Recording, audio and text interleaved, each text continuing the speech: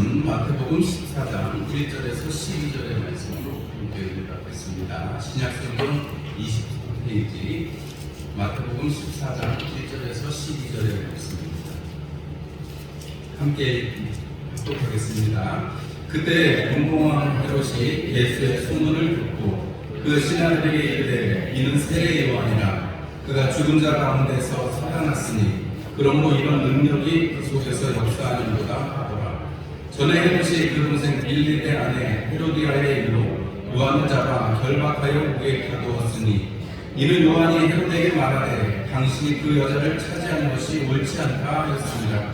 헤롯이 요한을 죽이려 하되 우리가 그를 선지자로 여김으로 그들을 두려워하더니 마침 헤롯의 생일이 되어 헤로디아의 딸이 연석 가운데서 춤을 추어 헤롯을 기쁘게 하니 헤롯이 맹세로 그에게 무엇이든지 달라는 대로 주겠다고 약속하거늘 그가 제 어머니의 시킴을 듣고 이르되 세례 요한의 머리를 수반에 얹어 여기서 내게 주소서 하니 왕이 근심하나 자기가 맹세한 것과 그 함께 앉은 사람들 때문에 주라 명하고 사람을 보내어 옥에서 요한의 목을 대어 그 머리를 수반에 얹어서 그 소녀에게 주니 그가 자기 어머니에게로 가져가니라. 요한의 제자들이 와서 시체를 가져다가 장사하고 가서 예수께 말하니라. 우리 말씀을 듣기 전에 잠시 또 함께 기도하고 하나님 앞에 소원하는 시간, 말씀을 향해서 소원하는 시간 갖도록 하겠습니다.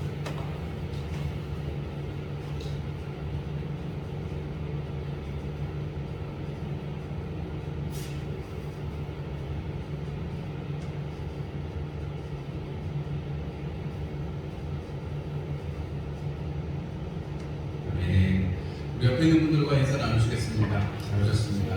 축복합니다.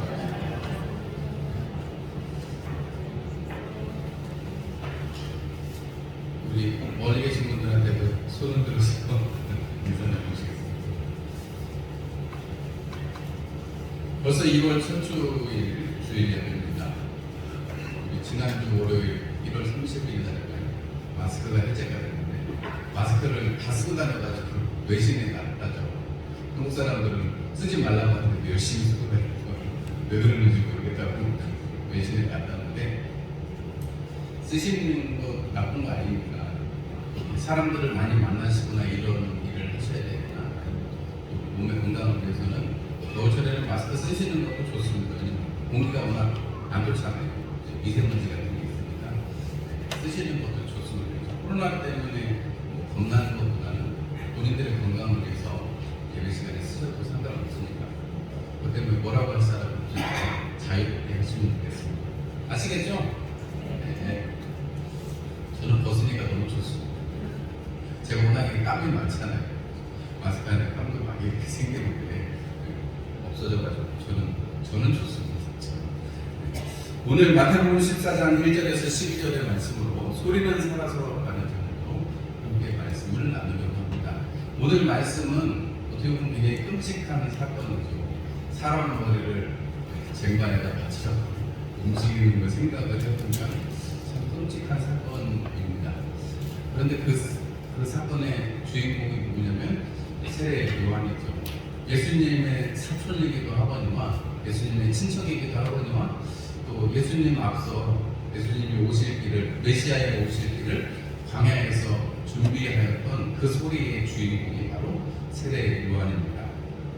마태복음이 비교적 이 세례 요한의 일들에 대해서 자세하게 이야기를 기록하고 있는데 3장에 보면 회개하라 천국이 가까웠느니라 하면서 먼저 천국에 관한 메시지를, 회개의 세례에 관한 메시지를 증거하고 있는 광야의 세례 요한의 모습을 우리가 볼 수가 있습니다. 그리고 예수님이 세례받으러 오실 때 예수님에게 세례를 나는 그럴 수 없는 사람인데 신들매를 풀기고 감당할 수 없는데 예수님이 허락하셔서 함께 선을 이루어가는 그 첫 과정을 보게 되죠.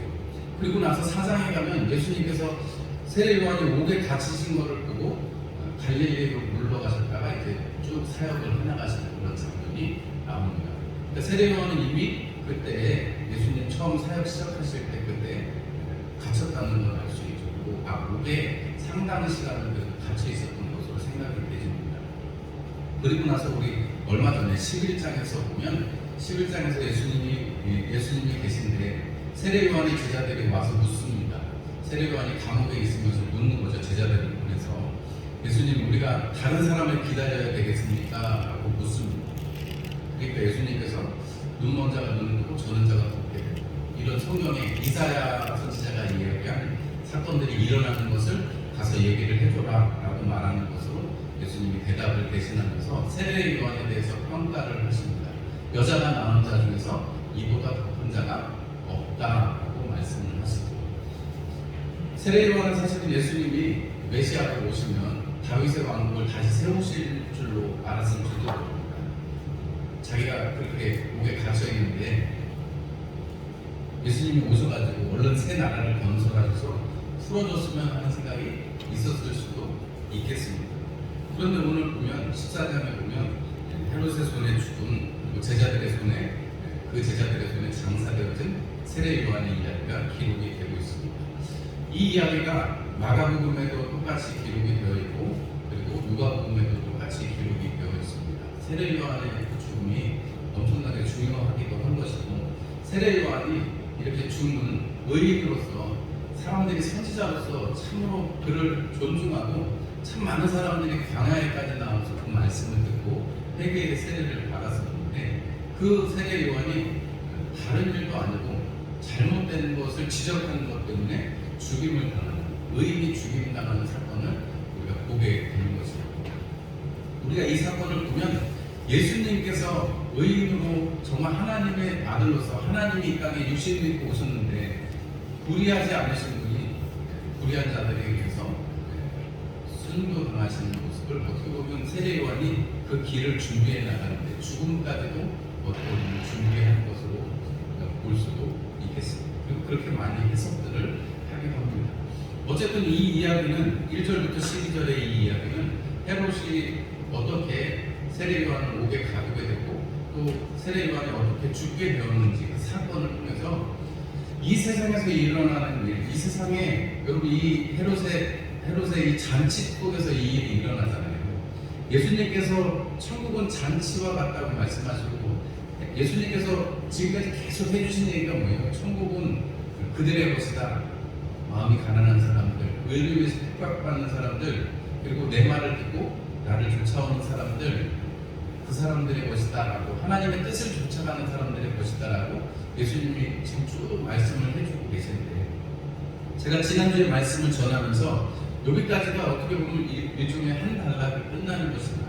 여기가 딱 지나고 나면 비유를 통해서 제자들에게 하나님의 말씀을 베풀어 주시고 하나님 나라가 어떤 것인지를 얘기를 해주시고, 그 다음에 예수님이 이제 스스로를 나타내시는 장면이 이제 슬슬 나오거든요. 예수님께서 요 지나가면 우리를 걸어오시기도 하시고, 그리고 제자들에게 너희는 나를 누구라 하느냐 하고 물어보시는 장면이 16장에 나오고, 그리고 그 일 이후에 비로소 예수님께서 내가 죽고 다시 살아나야겠다라는 이야기를 제자들에게 해주신다고 마태는 기록을 하고 있습니다. 이 세례 요한의 죽음을 통해서, 그리고 이 헤롯의 잔치를 통해서 분명하게 우리가 알 수 있는 것은, 세상에 주는 것은 여러분 즐겁습니다. 세상에 주는 것은 쾌락이 있습니다. 그리고 세상에 주는 것은 짜릿합니다. 얼마나 짜릿하겠어요? 여러분 피가 철철 흐르는 머리를 쟁반에 들고 온다고 생각해보세요. 얼마나 짜릿하겠어요? 그런데 여러분 그게 맨정신으로 가시겠습니까? 그 잔치 속에서 술과 향락이 가득한 가운데서, 욕심이 가득한 가운데서, 마가복음에 보면 이 잔치에 온 사람들은 귀인들이, 갈릴리의 귀인들이 왔고 천부장들이 왔다고 했습니다. 로마의 주둔군으로서 제일 권리를 행사할 수 있는 천부장, 그리고 갈릴리 귀인들이 함께 이 갈릴리 지역, 요 베레아 지역의 군봉왕이었던 이 헤롯 왕의 그 아내의 생일잔치에 와가지고 기뻐하고 즐거워하면서 그 일을 보게 되는 것입니다. 거기에는 헤로디아의 딸 살로메의 춤이 들어있고, 그 춤을 통해서 이 일들이 일어나고 있다고 이야기를 해주고 있습니다. 예수님께서 이 이야기를 마태가 이 이야기 속에서 예수님의 소문을 듣고 헤롯이 이렇게 했다라고 하잖아요. 근데 마가복음이나 누가복음에 보면 예수님께서 12 제자를 택해서 보내시고 또 또 그 제자들도 동일한 역사들을 행하는 일들이 가득하면서 예수님에 대한 소문이 많이 나니까 그때 이 분노한 헤롯이 예수님이 바로 내가 죽인 세례 요한이 다시 살아났구나 하면서 이 12제자를 보내시고 12제자들이 돌아와서 자기들에게 어떤 일이 있었는지를 밝히는 이야기하고 같이 좀 결부가 되어 있습니다. 그리고 이 세 복음서에는 똑같이 다른 거는 좀 순서가 엇갈리는 경우도 있는데 요 세례 요한의 죽음 이후에 바로 연결해서 무슨 사건이 나냐면 우리가 다음 주에 말씀을 드리겠습니다만 오병이어의 사건이 연결되어 있습니다. 여러분 왕궁에서 생일잔치로 얼마나 풍성하게 재미있게 여러분 그런 재미를 누리면서 춤추고 막 노래 부르고 얼마나 좋았겠어요. 그런데 거기에서 생명을 해하는 그런 잔혹한 사건이 있고 거기에서는 피가 난무하는데 여러분 들판에서 예수님께서 말씀의 잔치를 벌이시는데 거기는 먹을 것도 없습니다. 그런데 예수님께서 친히 너희들이 주라라고 말합니다. 헤롯 대왕은 머리를 갖다 주라고 하지만 예수님은 너희들이 먹을 걸 갖다 주라 이렇게 하면서 이 두 사건이 굉장히 대비가 되는 그런 모습이 보여집니다. 어쨌든 우리가 이제 그런 거 이제 다음 주에 또 한 번 더 살펴보기로 하고 오늘 우리가 이 세례 요한의 이 사건을 보면서 우리가 분명하게 알 수 있는 것은 이 사람들의 모습을 보면서 우리가 어떤 교훈을 좀 받고 우리가 신앙적으로 어떻게 살아야 될지를 한번 생각을 한번 해보면 어떨까 싶습니다. 여기 헤롯이라는 사람이 있습니다. 예수님 태어나실 때도 헤롯 왕이었잖아요. 그 헤롯은 헤롯 대왕이라고 부르고 그 헤롯 대왕이 5명의 아내를 두고 7명의 아들을 두었습니다. 그 중에 한 아들이 분봉왕 헤롯인데요. 헤롯 안티바스라고 하는데 그 아들들 중에 하나입니다. 똑똑한 놈들은 다 죽었어요. 왜냐하면 헤롯 대왕이 의심병이 많아가지고 많이 죽이고 아내들도 많이 죽이고 아들도 다 죽였다 이렇게 많이 죽였다 이렇게 성경 역사에 기록이 되어 있습니다. 근데 그 중에서 살아남은 사람이니까 눈치가 굉장히 빠른 사람이거든요. 어쨌든 로마에 의해서 갈릴리 지역, 예수님이 태어나시고 자라시고 살았던 갈릴리 지역의 분봉왕 그 지역의 왕으로서 기능을 했습니다. 그런데 마가복음에는 조금 더 이 사건에 대해서 자세하게 기록을 하고 있는데 마가복음에 보면 헤롯이 마가복음 6장 20절에 보면 헤롯이 요한을 의롭고 거룩한 사람으로 알고 두려워하여 보호하며 또 그의 말을 들을 때 크게 번민을 하면서도 달갑게 들으더라 이렇게 기록을 하고 있습니다. 그 세례 요한을 헤롯이 어떻게 여겼냐면 되게 달갑게 그 하는 소리가 되게 싫으면서 한편으로는 싫으면서도 달갑게 들었다고 성경은 기록합니다. 반대로 지금 그 아내 잔치의 주인공인 헤로디아는 그를 죽이고자 했다라고 말하는데요. 사실 이게 뭐 그냥 동생의 아내를 빼앗은 것으로만 나오지만 지금은 우리가 좀 이해할 수 없는데 사실은 이 헤롯이 이 헤로디아를 결혼했는데 사실 헤로디아는 조카입니다. 따지고 보면 조카인데 조카랑 결혼을 한 거예요. 그러니까 그 헤롯의 동생인 빌립이 다른 조카인 헤로디아하고 결혼을 했는데 가서 보니까 헤로디아가 너무 예뻐가지고 뺏어온 거예요. 쉽게 말하면 뺏어오고 자기는 원래 결혼을 해서 있었는데 그 아내를 도망가 버렸죠. 이혼을 합니다. 그러니까 이것이 율법에 어긋나는 것이죠. 자기 아내를 특별한 흠이 없는데 쫓아낸 것이고 그리고 자기 목적에 못 이겨서 그렇게 동생의 아내를 뺏어온 것입니다. 지금의 우리가 관념으로는 이해하기가 어렵지만 그 당시에는 사촌이랑 결혼하는 건 있을 수 있는 일이고 흔한 일이니까 넘어간다 치더라도 자기 아내를 쫓아내고 이렇게 뺏어 이런 것들은 그거는 율법에 허용되는 것이 아닙니다. 이것을 통해서 우리가 분명하게 알 수 있는 것은 세례 요한이 그 얘기를 한 거거든요. 그것이 옳지 않다라고 이야기하고 있습니다. 여러분 옳지 않은 이야기를 하는 것을 여러분 우리가 받아들일 때는 참 마음에 힘들 수 있습니다. 또 어려울 수 있습니다. 그런데 그 얘기를 달게 받아들이면 여러분 우리가 새롭게 되어질 수 있는 것입니다.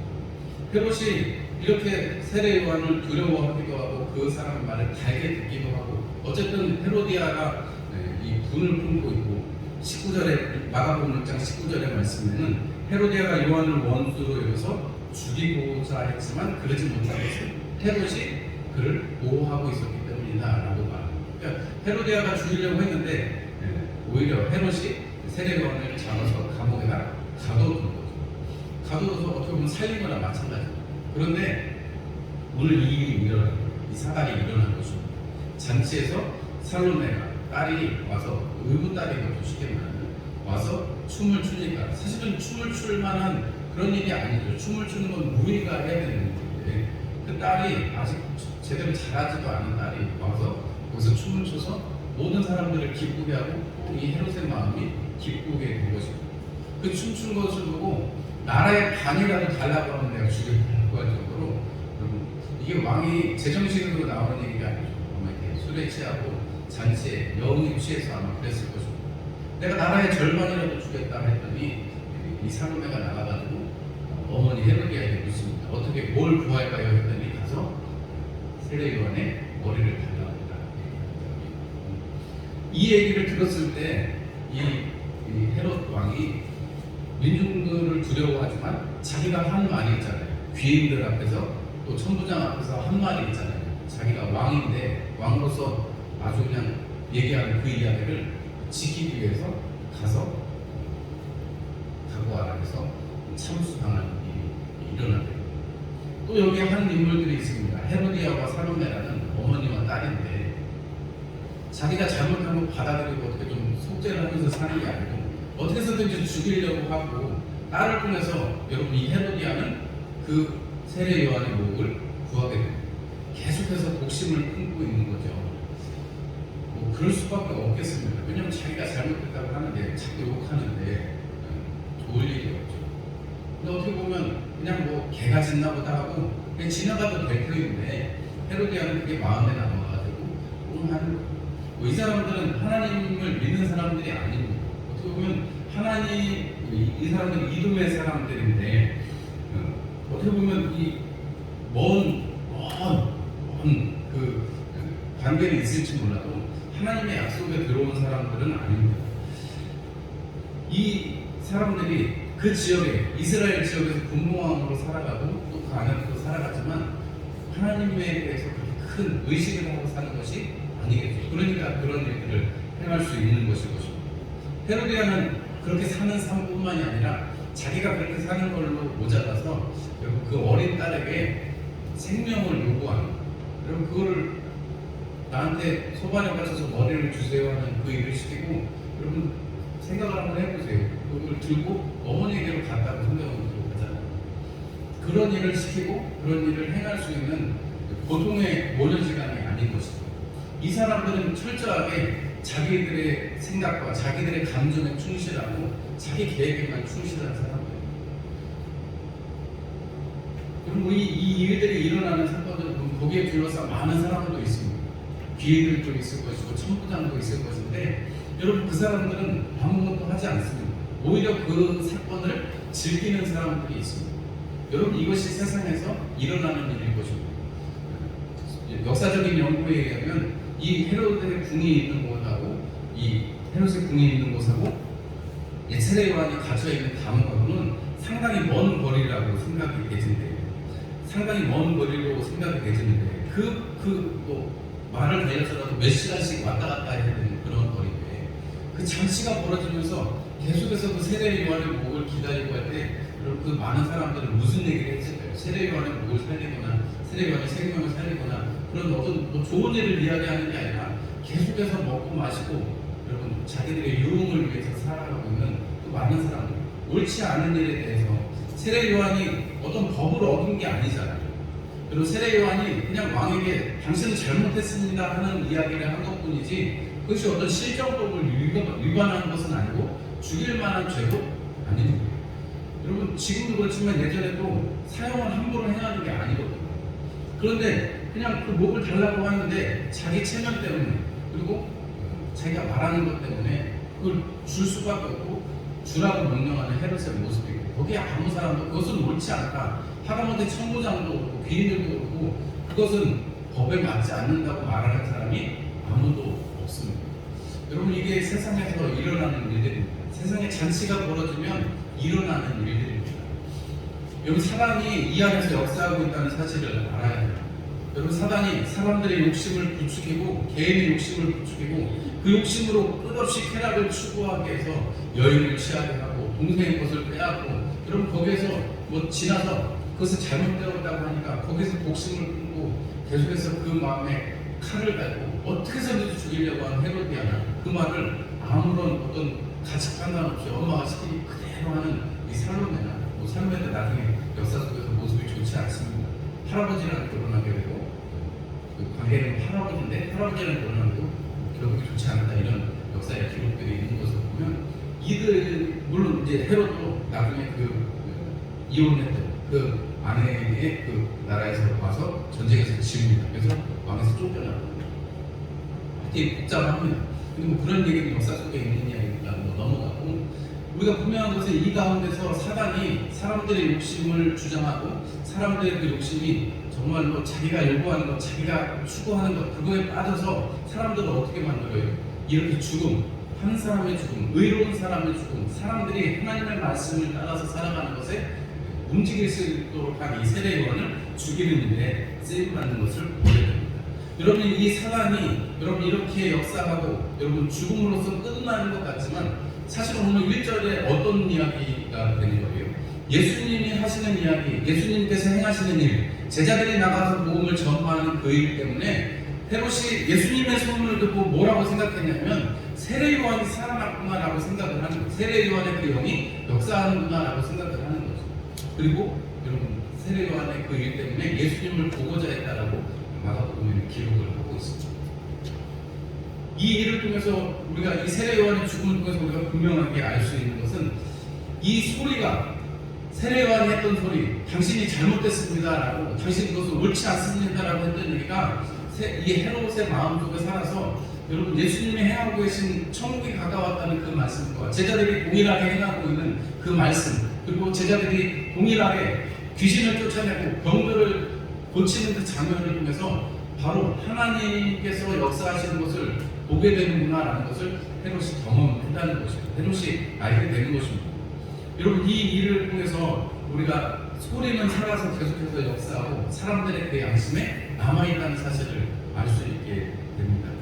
여러분, 악은 어떤 모양이라도 버리라고 데살로니가 교회를 향해서 사도 바울이 이야기하고, 악은 어떤 모양이라도 버려야 되는데, 여러분, 거룩한 자가, 행실에 거룩한 자가 되어야 되는데, 여러분이 헤롯이나 이 헤로디아나 살로메나 또 거기 많이 있었던 귀인들이나 천부장이나 행실에 거룩한 자는 그냥 하나님의 말씀하고는 상관없이 세상을 즐기면서 살아가는 모습을 볼 때, 여러분이 반대편에 서서 예수님의 말씀을 듣고 예수님을 따르기로 작정하고 예수님과 함께 하고 있는 제자들, 나가서 복음을 증거하고 똑같이 그런 일들이 벌어지더이다 하고 와서 고백하는 제자들의 삶하고는 여러분 너무너무 차이가 있는 것입니다.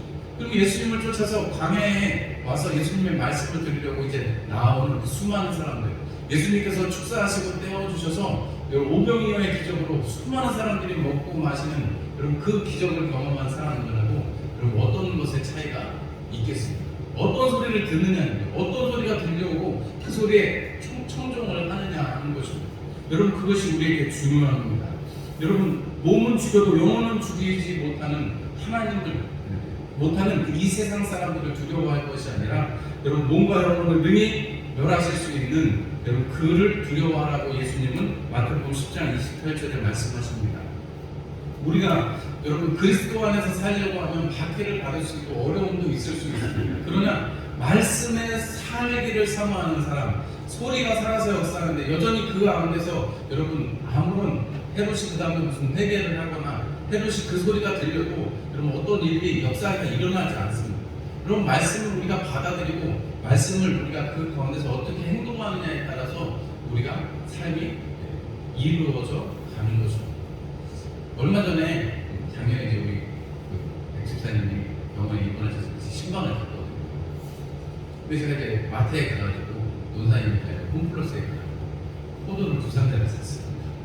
2상자를 샀는데 영수증을 뭐 이렇게 따로 챙겨보는 게 아니고 뭐 계산 뭐 알아서 잘하라 했더니 이제 주머니에 집에 와서 이렇게 보니까 포도가 제가 그때 2상자를 샀는데 주식사님 지금 신방을 해야 돼서 두 상자를 샀는데 한 상자만 계산이 돼요.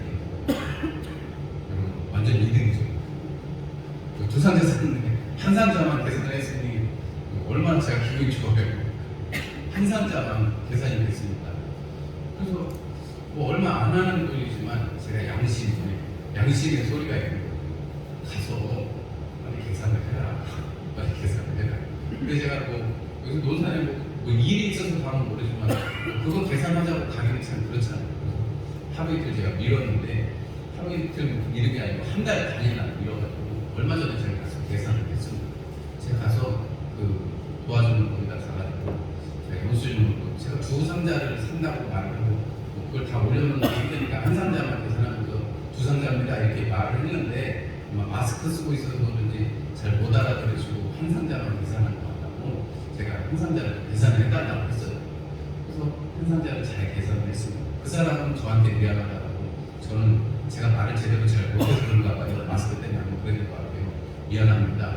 서로 좋게 끝났는데 그러고 나니까 제가 마음이 좀 풀리더라고요.